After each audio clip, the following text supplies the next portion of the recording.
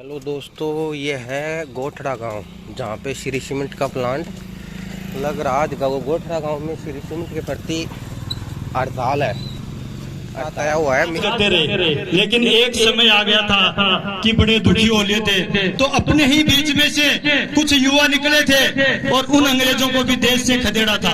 तो इन लोगों की भी यही चाल है कि ये लोग अपन लोगों को भी आपस में लड़वाते हैं, अपन लोगों को आपस में भिड़वाते हैं। आप देखना, अगर एक व्यक्ति को अपन कहते हैं कि हम हमारे हक और हक की लड़ाई लड़ने के लिए ये आंदोलन कर रहे हैं, तो कुछ लोग आपको ये भी कहेंगे कि नहीं यार, ये तो फालतू लोग की जगह बैठे, ये भी आपको कहेंगे, क्योंकि कहीं न कहीं वो लोग उन लोगों की भी कहीं न कहीं उन दलालों से मिली भगत है। हम चाहते हैं कि ये प्लांट जो लगा है, श्री सीमेंट का प्लांट लगा है, अच्छी बात है, विकास होगा, यहाँ की परिस्थितियां कुछ अलग हो जाएंगी, धंधा है, लेकिन वही बात है कि विनाश करके विकास अच्छा नहीं है। विकास अच्छी बात है, लेकिन आपको एक छोटा सा मैं उदाहरण दूं। माता सुख में, नागौर में माता सुख में कोयला लिग्नाइट है, कोयले की खदानें हैं।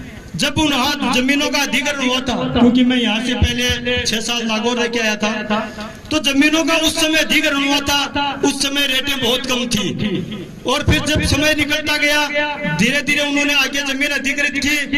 तो जो आगे जमीनों का जो मुआवजा दिया गया था, वो पहले वाले लोग आज भी सुप्रीम कोर्ट में हैं। और आपको बताऊं, अभी शायद 2022 में वो लोग सुप्रीम कोर्ट में भी जीत गए हैं। और उन लोगों को लिग्नाइट, जो कोयला लिग्नाइट है, उनको वो किसानों को पैसा देना पड़ेगा। तो मैं तो ये भी मांग करता हूँ कि हमारी जमीनों की शुरुआत मात्र 75,000 रुपए बीघा से हुई थी। तो जो लोग यहाँ से 75,000, 80,000 रुपए या 1 लाख रुपए बीघा में अपनी जमीन बेच गए थे, क्योंकि उस समय लोगों को पता नहीं था कि, तो जो लोग जमीन बेच दी थी जिन लोगों ने, मैं चाहता हूँ कि उन लोगों को भी आज की रेट का मुआवजा मिले।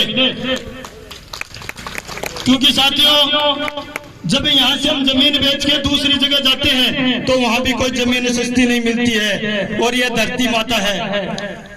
हम नहीं चाहते, कई लोग कहते हैं, मैं भी एक दिन, हमारी कोई बात चल गई थी, झुंझुनू में बैठा था, तो कई लोग कहने लगे क्यों यार, थाला लोगों का तो रुपया होगा भी जमीन का। मैंने कहा वो दर्द वो किसान ही जानते हैं, जिन्होंने अपनी, आपको पता है, हम इस जमीन पर जब बसे थे, धीरे धीरे एक एक पत्थर लगा लगा के हमने हमारे मकान खड़े किए, इतने पेड़ पौधे लगाए, किस तरह हमारे घर सजाए हैं। और आज अगर उनको उजाड़ा जा रहा है, तो हमारे दिल में कोई कमी नहीं है, कुछ कमी नहीं रही।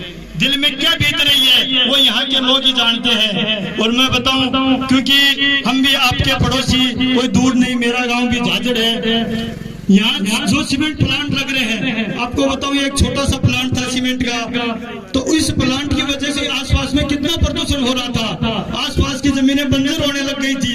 तो government offices and available free space near by village, यानी गवर्नमेंट ऑफिसेज है नियर बाई विलेज के जो भी फ्री स्पेस है, जो जगह है, खाली जगह है, उनमें प्लांटेशन के लिए इनको लगाना था 10 लाख, 15 लाख, 20 लाख, टोटल 45 लाख रुपए। आप जोड़ना 30 lakh, 50 lakh, 45 lakh, first year, second year, third year plantation, इनको 45 लाख रुपए लगाने थे। इन्होंने 1 रुपया, मुझे नहीं लग रहा, अपने अंदर प्लांट में कोई लगा लिए होंगे पेड़ पौधे, तो मैं कहता नहीं, बाकी बाहर तो हमें नहीं लगता कि इन्होंने कोई पैसा खर्च किया। इंफ्रास्ट्रक्चर डेवलपमेंट के लिए इनको जो पैसा देना था, स्टेट ने road network at near by village, Gothda project site, Chaurari, Parshurampura, Dholakhera, Jhajhar, Nawalgarh, connecting with SH8 to SH37, यानी SH8 अपना नवलगढ़ सीकर वाला है स्टेट हाईवे, उसको जो धोलाखेड़ा वाला जो अपना स्टेट हाईवे उदयपुर वाटी और जो गुड्डा झुंझुनू जाता है, उस रोड को जोड़ने के लिए और रोड की मजबूती के लिए इनको जो पैसा खर्च करना था, वो 3 करोड़ रुपए, 300 लाख रुपए, 3 करोड़ रुपए फर्स्ट ईयर, 3 करोड़ 40 लाख, 3 करोड़ 60 लाख,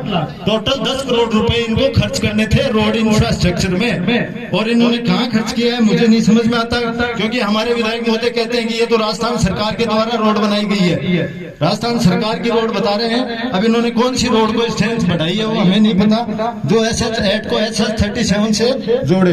ऐसे इनको इंफ्रास्ट्रक्चर में जोड़, गौशाला जो विलेज है, गौशाला के लिए इनको देना था। गोठड़ा, देवगांव, चौराड़ी, बसावा और झाझड़ में 20 लाख, 30 लाख, 30 लाख, टोटल 80 लाख रुपए, 80 लाख रुपए इनको गौशालाओं को विकास करने के लिए देना था। आप देख लो, मैं झूठ बोल रहा हूँ, आप यहाँ के स्थानीय बासिंदे हैं, अपने गौएं किस प्रकार परेशान हो रही है, गाँव में घूम रही है, इनको ले जाके इनको गायों को गौशाला में रखना था और उनकी सार संभाल देखने का खर्चा भी इन्हीं को देना था। लेकिन ये अपने सब दायित्व से मुक्त है, क्योंकि यहाँ पे अपने किसान मूक दर्शक बन के और इनकी बातों को सुन के और कुछ दलाल लोग अपने को आके भ्रमित कर देते हैं और अपन उनकी बातों को मान लेते हैं, इनको कोई पूछने वाला नहीं है। मैं आपको थोड़ा सा गौशाला के निर्माण के लिए 80 लाख रुपए इनको देना चाहिए, फर्स्ट सेकंड थर्ड ईयर। ये तो मैं कंस्ट्रक्शन साइट जो बन रही है इसमें देना है, उसके बाद भी इनको चालू रखना है। ये नहीं है कि 3 साल दे दिया उसके बाद नहीं देना, देना तो इनको है। प्लांट यहाँ चलाना है, प्रोडक्शन होगा, यहाँ से कमाई करेंगे, उसका कुछ हिस्सा यहाँ पे इनको खर्च करना पड़ता है, सरकार के ऐसे नॉर्म्स है। इसके बाद इनको रेन वाटर हार्वेस्टिंग सिस्टम, यानी जो बरसात का पानी है, क्योंकि पानी की समस्या बहुत ज्यादा आने वाली है, आने वाले दिनों में इनको खदानें देखो कितनी गहरी गहरी कर रखी है, और ये 3-4 कंपनियां और आएंगी, वो भी इस प्रकार खदान खोद देंगी और पानी का जो स्थिति अपने लिए खराब होने वाली है। आने वाले 10-15 साल में अपन लोग पानी के लिए किस प्रकार तड़पेंगे, अपने को गरीब से बद गरीब बना देंगे। और जो बेचारे काश्तकार है, जिनकी जमीन आ रही है, उनको जो इन्होंने मुआवजा जिस प्रकार दिया, अब जो नहीं देना चाहते हैं, ये हर दर पैदा कर रहे हैं। और जो रह जाएंगे बिना मुआवजे वाले लोग, उनकी क्या हालत होने वाली है और पानी के बिना। तो उसके लिए आपको 10 लाख, 15 लाख, 20 लाख, टोटल 45 लाख रुपए ऐसे करके इनको 16 करोड़ 30 लाख रुपए 3 साल में खर्च करना था। 4-5 गाँव के अंदर इन्होंने नहीं किया। ये चीज आपको गाँव में जाके बतानी होगी। अब मैं आपका ज्यादा समय नहीं लूंगा। हमारे बीच में हमारे अनिल जी दूध पधारे हैं, भारतीय जनता पार्टी के पदाधिकारी है। मैं उनसे निवेदन करूंगा कि आप भी आके सभा को संबोधित करें। अनिल दूध।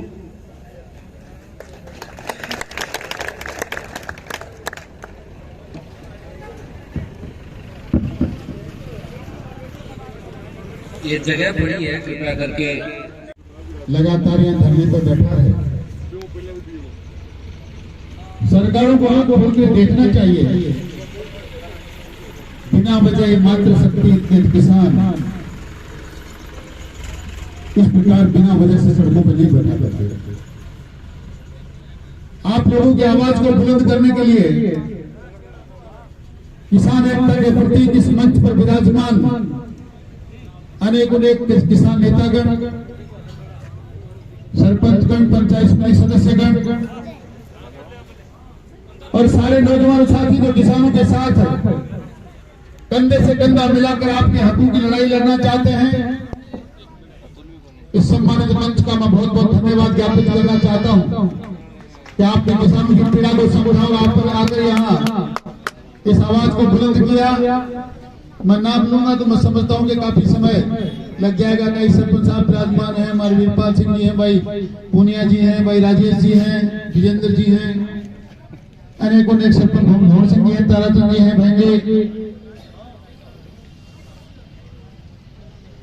ये सम्मानित मंच के समक्ष विराजमान आदर के योग्य मेरे बुजुर्ग,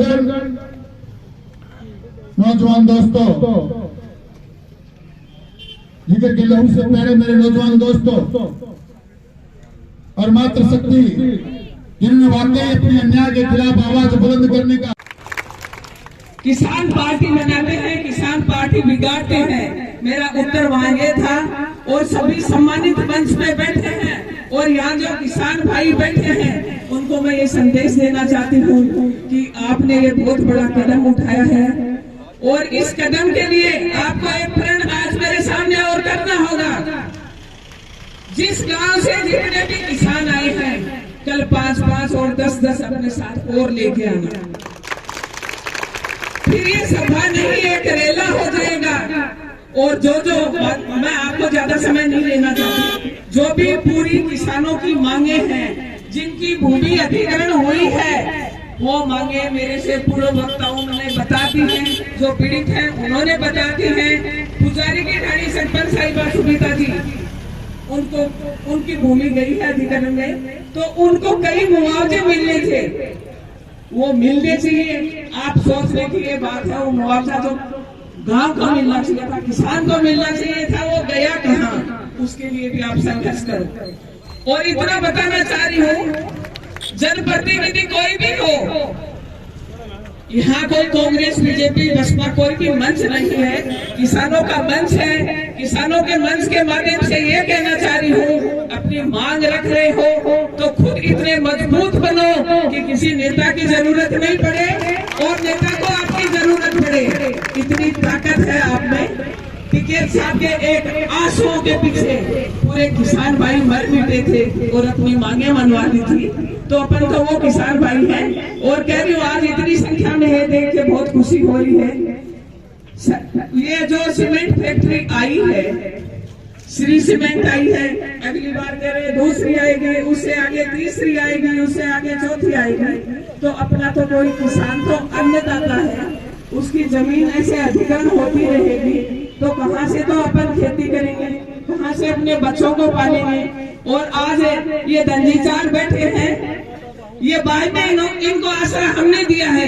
इनकी जमीन सबसे पहले ले ली गई थी और आज हमारे गांव के वासी हैं, ये वहाँ हमारे गांव में रह रहे हैं। इनको आज भी वो पीड़ा है पुराने घर की, पुराने खेत की। वो तो सबको ही होती है। अभी इंदिरा जी ने बताया, बहुत अच्छी अच्छी बातें बताई और सभी वक्ताओं ने बहुत अच्छी अच्छी बातें बताई।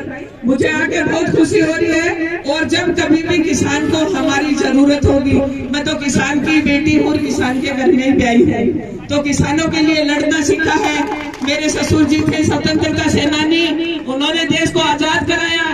उनकी शिक्षा ये थी समाज के लोगों के साथ रहना, उनके साथ संघर्ष करना। और इतना मैं बताना चाह रही हूँ कि जो महिला एक पीड़ित हुई थी और नवलगढ़ से उस अधिकारी का ट्रांसफर भी हो गया था, फिर वो वापस आ गई, ये गलत बात है। उसकी जमीन प्यार से समझो और कोई बात करो, उसके बाल पकड़ के खींचने का तरीका कहाँ से आता है भाई?